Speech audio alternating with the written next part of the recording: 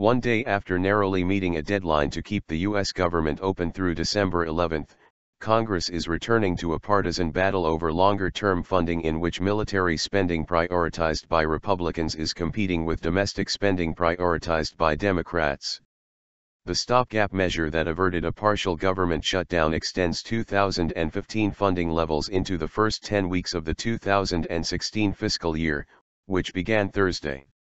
Lawmakers from both parties say it constitutes a grand failure by Congress to exercise its authority over America's purse strings.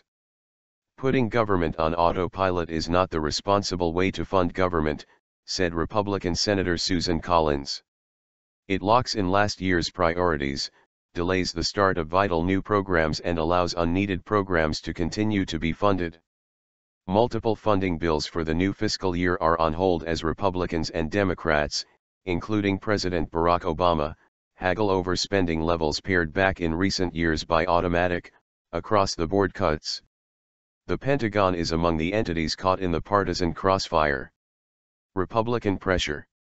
Republicans are pressing for final passage of the National Defense Authorization Act, which lays out how much the Defense Department can spend and to what ends. The White House has threatened a veto of the NDAA, saying the president objects to provisions siphoning emergency contingency funds into other areas of defense spending. On Capitol Hill, Democrats accuse Republicans of using a budgetary gimmick to circumvent spending caps for the military.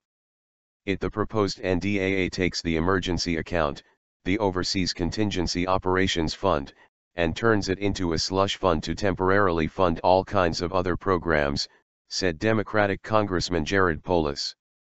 Beyond the specifics of the NDAA, Democrats argue a larger point: if the Pentagon gets short-term relief from spending limits, then a number of non-military domestic programs should also see a boost in funding. Senate Democratic leader Harry Reid is unapologetic in pressing that point.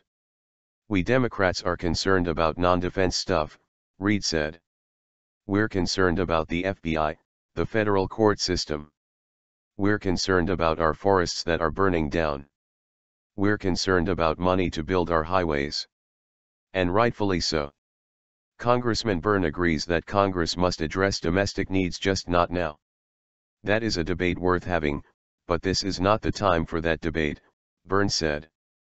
"There is nothing more important for us to do today than to make sure that we are standing tall and standing unified for the defense of our country." Balance issue. The balance between military and domestic spending is sure to come up in budget talks tentatively scheduled between the White House and congressional leaders. The stopgap spending measure approved Wednesday was designed to give Washington time to reach a bipartisan fiscal agreement for the coming year and beyond. Until those talks begin, Republicans and Democrats are staking out positions and drawing battle lines in both houses of Congress.